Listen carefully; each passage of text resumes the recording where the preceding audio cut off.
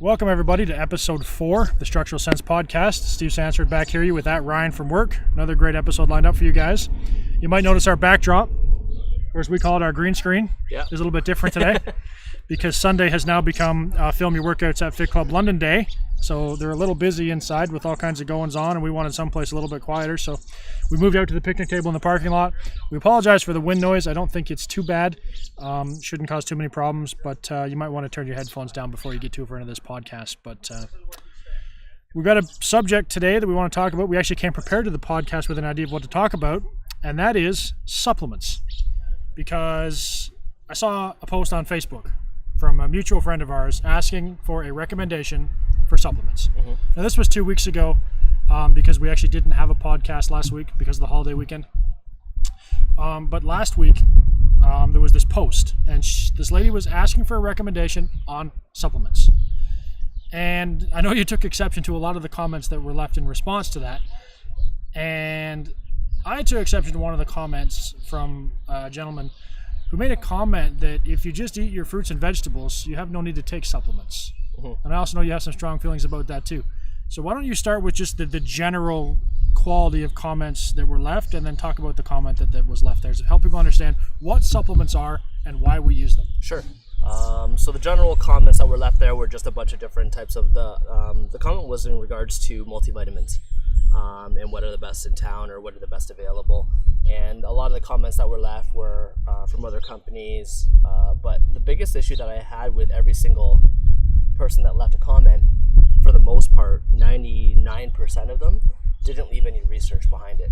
That was my biggest concern, because when it comes down to it, I mean, you know, everybody can say my multivitamin's the best, but what exactly is it that makes it the best, right? So, you know, it's one of those things when a lot of people look at and it's like, okay, you know, when people are just putting out all that information as far as which company it is, or as far as the company, you know, it's one thing to actually say it's the company, but it's one thing to have supporting research. So what I did was, when I posted the two supplements that I use, the two multivitamins that I use, because they're the most bioavailable, and we get into that, but after I posted that, I posted research as well, right? Now, one of the comments was, you know, or a lot of the comments also were, you know, you don't need to be taking any of that because we get it from our foods, right? Now, if we're looking at just overall survivability, yeah, that's perfectly fine, right? You can just have your normal things that you do have, right? Like, you know, you can just have your normal foods, right? But supplements, what I find, are to fight certain things that nowadays we have that 2,000 years ago we did not have, right? So there's a lot of things in even our receipts that we pick up, in, you know, chemicals that we touch that we don't realize that, you know, that things can contain chemicals. There's a lot of things nowadays that concern things called toxic estrogens or xenoestrogens that cause negative issues in our body, and the multivitamins, what they do is they help with those situations and help fight those negative issues, right? So yeah, there was a lot of comments made, and you know, we can get a little bit more into it, but I guess that's my general answer to that. Cool. So that's some great general advice on supplements, Ryan. Now, I know from our history that, if I'm not mistaken, you believe that there are 5 supplements that we all should be taking. So why don't you go through those really quickly, because I think a lot of people will be surprised by them, and just explain briefly why we take each one of those. Sure. So there are 5 foundational supplements that I say, or, you know, that I've learned that are the most beneficial. Initially, we just talked about a multivitamin. Part of the reason why we use a multivitamin is to get some of the minerals and vitamins that we would normally not get in our foods and vegetables, to fight toxins and all the above as well. So I think a good bioavailable multivitamin is always good. You know, if anyone has any questions in regards to some of the supplementation specifics on the exact supplements, by all means, I can get them that information. So, leave a comment down there in the bottom part. Leave a comment for sure.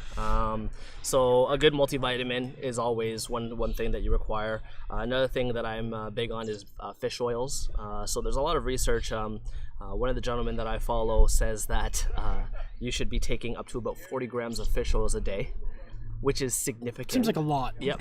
But there is research behind it. You know, clinically clinical research has shown that it's been more ahead of the curve, right? And more recently, there's more research saying that 40 grams of fish oils is the most amount you should take essentially per day, but it should taper off depending on your body fat percentage and all the above. But the reason as to why fish oil specifically is the human genome started to develop the most when it was getting about 300 grams of fish oils a week, right?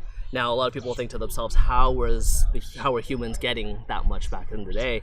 Well, when it comes down to it, for instance, let's talk about areas where normally there was scarce in food back in the day, so the Paleolithic ages, right? Let's look with Africa.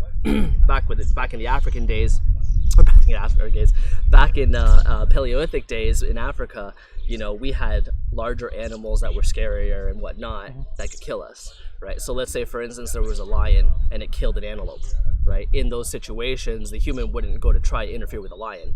It would wait till the lion was dead, it would wait till the antelope is dead, and then from there, they would go in, they would eat the entrails, right? They would eat whatever's left. And normally what the lion wouldn't eat would be the organs, right? The bone marrow and all the above. So majority of all that stuff was full of omega-3s, right? So a high quality omega-3 / fish oil is good.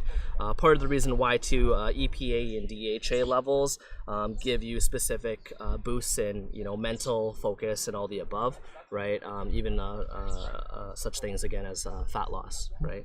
So a good quality fish oil is great as well. Magnesium. There's a lot of my personal favorites. Studies on magnesium. The issue with magnesium, though, is again, you do want a bioavailable magnesium. Part of the reason as to why is because depending on the magnesium that you get, if it's an oxide, sulfate, citrate, they're not very high quality magnesiums. And so because of that, what you'll find is one of the side effects from a bad quality magnesium if you take too much of one type of loading parameter to magnesium, one of the side effects is diarrhea, right? That's unfortunate. So it's a laxative, essentially, but at the same time too, it's just how your body actually takes it in. I actually heard a good way as far as an analogy to cover it. Let's say, for instance, you're at a bar and you're waiting in line, and when it comes down to waiting in line, they only let in 2 or 3 people, right, every so hour. Yeah. But then a VIP line comes in, a bunch of people line up for that VIP line, and they're let in like that, right? That's what having a good bioavailable magnesium is like. It's having like more or less a better VIP line, right? So good magnesiums as far as quality, elemental magnesium, any chelates are good as well. On top of that, a biglycinate, a malate. The best one on the market for sleep is a therinate, magnesium therinate, but they're very expensive. For basically the same quality, it was triple the price when I took a look at it. So a good quality magnesium is always good. It helps with sleep, it helps with calming down, it helps with a bunch of different things. Not with actual getting to sleep, but quality of sleep, right? Magnesium is one of the supplements, one of the minerals in the body that depletes due to any type of stress. So because of that, whether it be physical, whether it be psychological, mental, whatever types of stress that you go through, that's what's going to deplete the most, and it's responsible for over 300 chemical reactions in the body, right? So it's always important to get your magnesium in. Another one that we look at, let's see, there was magnesium, fish oil, multivitamin, D3, vitamin D3. My favorite.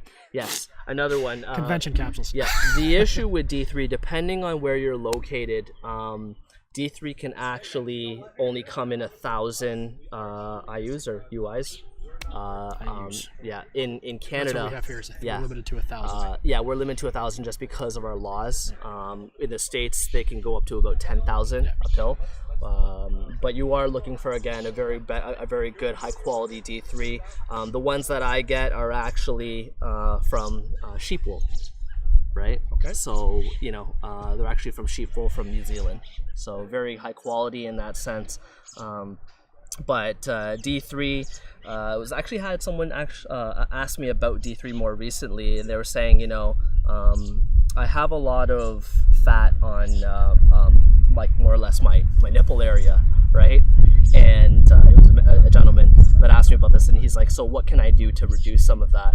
And part of some of the training that I have, and part of some of the supplementation knowledge that I have, is through a course called Bioprint or Biosignature, right? And the chest site for Biosignature, what it is, it's calipering. But when you caliper the chest site, right, that area specifically has to do with androgens. So androgens meaning testosterone and estrogen and all the above, right? One good thing that helps with that chest site is vitamin D3, but not necessarily just that, but the fact of D3 overall. Everyone, for the most part, north of California is deficient in D3, right? We get it from sunlight. Exactly. But I mean, let's be honest, right? Even we're though not in sunlight. We're not in a lot of sunlight. On top of that too, the more darker your pigment is, the more deficient D3 you are as well, right? Which is interesting, right? In a sense, it's sort of countered. So you're more deficient than yes, I am. But right. Not essentially, because I take a lot of it, right? So one way that I actually get my D3 in, and I don't want to recommend any loading parameters when it comes down to D3, because there's a lot of different things with people talking about D3 poisoning or and whatnot. So I don't want to get into that. But the way that I take my D3 is via drops, because we are in Canada. It's easier to get drops and do larger amounts. But if you want more information on how to take your D3, by all means, I can get you the loading parameters with research and all the above as well. And then the last one, and this is a toss-up, and the reason why it's a toss-up is because it has to do with quality of your stomach, quality of your gut, right? So there are 3 specific things that people look at when it comes down to that, and it's, again, if you need it, right? The first one is probiotics, right, which is bacteria in the stomach. The other one is digestive enzymes, and the third part to that one single one is HCL, hydrochloric acid, beta-adenine HCL, right? We talked about in our course about HCL. The issue is again, it is an acid, right? Now it's a safe type, right? And it helps build your acid levels up. But you want to look at it like this. The reason as to why someone would take that is, say for instance, you are taking a lot of heavy medications, or you're on a lot of medications, or you've just eaten really bad throughout your whole life, right? Because of that, it actually degrades the amount of acid in your stomach, right? So what we try to do is get those acid levels back up. Another thing too that people don't realize is that when it comes down to something like heartburn, that's what I was looking for. Heartburn, heartburn is sometimes misdiagnosed, because when it comes down to it too, and this is just based off of some of the research. I'm not giving any advice as far as this. I'm not a doctor, right? This is just what I've read. But sometimes when it comes down to heartburn, it's misdiagnosed too, because if a person has a lack of acid in their stomach, then what ends up happening is when they have a big meal, right, the food sits in their stomach so long and it can't be broken down and it starts to ferment. And that's what causes that feeling of heartburn, right? So it could be either or in those situations. But a lot of HCL, for instance, with taking HCL has to do with the fact of wow, fully lost it. Has to do with the fact of getting that acid level up in the stomach, so that way you're able to digest foods better, which means that you can take in nutrients better, right? So those are the 5 supplements. As far as the HCL is concerned, I would start with a probiotic, right? Probiotics are always safe, they're always good. Just get one with a high quality, a large amount of bacteria in it, which is sort of weird to say, right? But one with a large quality of bacteria. Take it, in the morning, take it at night, right? And 30 minutes before meals, right? Good. Yeah. So to summarize all that up, the too long don't read section. It was a lot, but that's okay. That's some good information. I got a bunch of ideas. You're saying that we don't have to take supplements to survive. No. You're saying we take supplements for our body to help ward off all of the bad stuff that we're exposed to, all the negative stuff we're exposed to on a daily basis. That's great for our body. When we were talking about this the other day, you came to me and said April had an idea, and you told me, and I said I had the exact same idea the first time we had this conversation. What about all the negative stuff that comes into our mind? Sure. We don't think about it. Yeah. The news, the society we live in, wars, terrorism, depression, family. friends, stress, work, Yep. bosses, pets, children, all the negative things that come into our mind that we sometimes struggle to deal with. Are there supplements that can help with that? Some things that we may not necessarily need to survive, but Yep. makes dealing with all those toxic mental effects much easier to deal with. And For sure. we both know the answer. Yeah. Yep. So we talked about this a little bit, and this is the big thing that people don't realize. There's supplements that you can take, and there's supplements that you can take. Right? So there's supplements you can ingest, right, which help with your physical, mental, and all the above. But there's other things that you can do to help your mind, as far as what we like to always talk about when it comes on our podcast, personal development, Mindset. right? Mindset. What are some of those things we can do to supplement our mindset? A lot of it has to do with just one thing I like, one big thing that I've always heard, no matter who it is, anyone that is very successful, the big thing they always talk about is surround yourself with positive people. That's the main thing that I like. You're the equal to the 5 people that you're closest around. We're the average of the 5 people we hang out with the most. Exactly. So here's a quick exercise. Get a pen and paper right now and write down the 5 people that you hang out with the most. Yep. Make a note beside them what their physical condition is.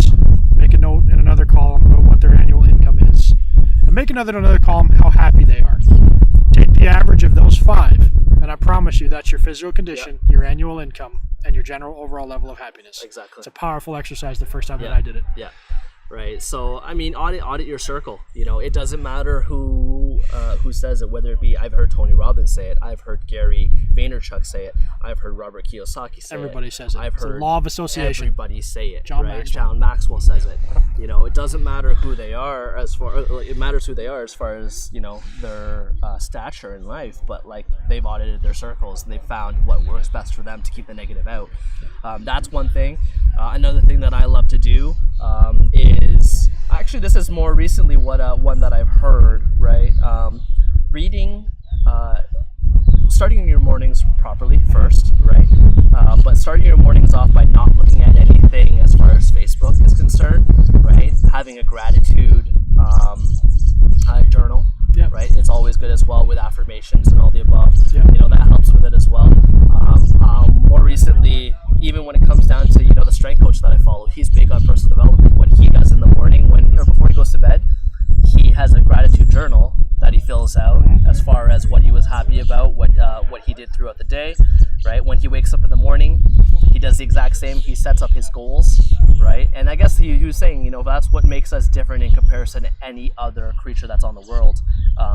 We can actually goal set, right? You know, you don't have like eagles or anything like that. Nope. That, right? I'm going to catch 3 salmon tomorrow. Exactly. No, right? It's not it like doesn't that, work that way. right? It'd be awesome if it did, but no. Yeah. So we can goal set. So, you know, setting up your goals, setting up what you're grateful for, what you're looking to achieve throughout the day. And then what he does from there is he'll actually read 1 hour of a good book, right? That's personal development based, right? So you're not talking like 50 Shades of Grey or No. Harry Potter. And those are great books to read. They're wonderful books. Right? But read them on different times, right? What you want to do is set your morning up properly so you're productive. Now, a lot of people will say, well, I don't have time to do that in the morning. Well, make the time, right? Right? Set up your life properly so you can make the time. The other thing that he does, so basically he does reading of a book that doesn't have to do with his career. And then he goes with an hour reading afterwards with something that has to do with his career. So he reads for 2 hours a day. Right? So basically, you know, and I've heard it from everyone, you know, I more recently just figured out, right? Not more recently, within the last couple of years, I figured out that reading is, you know, important. They've always said, who said it again? I think it was John Maxwell that said it. If you don't read, you're a volunteer illiterate. Yeah. Right? So reading is very important. Fill your mind with the proper knowledge, the proper supplementation, so your mindset's good, right? And, you know, just being positive. Just overall being positive. I mean, you know, we all, what is it again? We're all, the winds blow, what's it called? We're all in the same sailboat. Wind blows on us all, as you guys can hear right now in the background. The same wind is blowing on us all. Right. It's the set of our sails that allows us to chart our course, not the direction the wind's blowing. Yeah, so. right. Thinking about that, you know, he bookends his day with gratitude. He bookends his day with writing in his journal. He starts his day by reading a good book. how many people out there that are struggling through life bookend their day with the news? Yep. Right. The only thing they read in the morning is the newspaper. Yep. The only thing they listen to in the morning is news on the radio. Mm-hmm. Man, I haven't listened to news in 4 years. No. I get my news from Facebook, right? I get my news from Twitter. Very carefully curated list of Twitter sources. Yep. Right. And get the news from there just to know what's going on. But there's so much negativity in the news. Mm-hmm. Yeah. But that's great. So supplementation for the mind. Yep. Now, on the flip side, if you are looking for actual supplementation for the mind, what I do specifically, I'll give you my morning routine just so people have an idea as far as how I get focused, right? So when it comes down to eating, right? I always talk to people about, I've told my clients all the time about the meat and nut breakfast. And why I say the meat and nut breakfast is a couple things. One, it's to reset your neurotransmitters, right? So your dopamine, acetylcholine, serotonin, and all the above, so that way you're focused, right? And on top of that too, you're more wanting, you're more, you can synthesize protein better, right? But having fats and protein in the morning will set up your day as far as even your eating is concerned, right? There's a lot of research. You guys can just look up the meat and nut breakfast. You'll see a lot of research on that. But prior to that, what I do is I always listen to a good audio in the morning, right? Mm-hmm. Something that's what's it called, personal development based, to get my mind going. And when it comes down to supplementation, what I take is carnitine in the morning. So I take carnitine in the morning, and because of our adrenals and whatnot, I take a little bit of ginseng as well, which is gross, but I mean it works, right? From there, if I have 35% cream, sometimes I'll take that, right? Or fish oils in the morning. Well, I was just going to ask you to talk about glutamine. Yeah, right. Because I picked some up. Okay. And I've been trying your little awesome magic craving killer. And how's it work? It tastes fantastic. It's with the cream? It's like a milkshake. Yeah, right. Now, what does it do for your cravings? It crushes them. Yeah. It actually makes me feel quite full. Yeah. It's probably the weight of the cream. I mean, it's heavy cream at 35%, and a little bit of stevia in it for sweetness, and then the glutamine, right? The cream and the sugar, because it tastes like a milkshake. Yep. The fats in the cream crushes the craving, makes me kind of. What's the glutamine do? So let's go back first, and let's talk about a little bit as to why. I heard this actually from a podcast through Charles Poliquin, and it's one of his secrets for helping people with turning their mind off of sugar and turning it onto using fat as fuel instead of carbohydrates, using fat, right? Because fat is more digestible by the body. Now, 35% cream, because it's heavier, a lot of people will think to themselves that skim milk and 1%, 2%, all the above are better, but they're not, because they're more processed, right? 35% is less processed, it has more fat in it, and the fat's more digestible. So what ends up happening is my clients that have a lot of cravings initially when they come and see me, what I do, or what I ask them to do, is instead replace it with glutamine, heavy cream, right, and nuts, right? So more fats. That way they can get their mind off of working on carbohydrates, instead use talking up a little bit. Yeah. And instead use what's called fats as fuel, right? So when it comes down to that, right, the glutamine specifically, it fills up to about 61% of your muscle, for one. But two, glutamine also helps with your gut, right? Now, it crushes cravings. To be honest with you, I haven't really done too much research on that, but the 35% cream and the glutamine together combined gets rid of cravings overall, right? It works. Yeah. I've been doing it for about a week works. now. And the thing with that too is, if you're going to have something bad, it's better to just have that. So by all means, when it comes down to it, right, have as many of those a day if you have to. And it helps, like it tastes like a milkshake. Yeah, right. 35% cream is awesome. What I do at night, so my evening ritual is pretty insane too. I take about 600 milligrams of magnesium. I take another couple of supplements. I take zinc as well because it helps with magnesium absorption. And then I take glutamine, a fiber, right, and 35% cream, right? Yeah.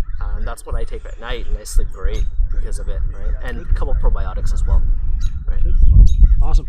Well, the wind is picking up. Hopefully it's not too bad, but I think we're going to wrap this up now before it gets way out of control here. For sure. Because it's Get a little dark. Dark, and it might not get any better. And I don't think this equipment's waterproof. So, had a good conversation today about supplements for the body and supplements for the mind. Yes. Any other final closing thoughts? No, I guess if it comes down to a tip, supplement. If you're going to choose supplements, one, make sure that you are eating well first, because the word supplement is to supplement, to help with, right? So try to eat as well as you can. See a practitioner when it comes down to getting any sort of supplementation, a health practitioner.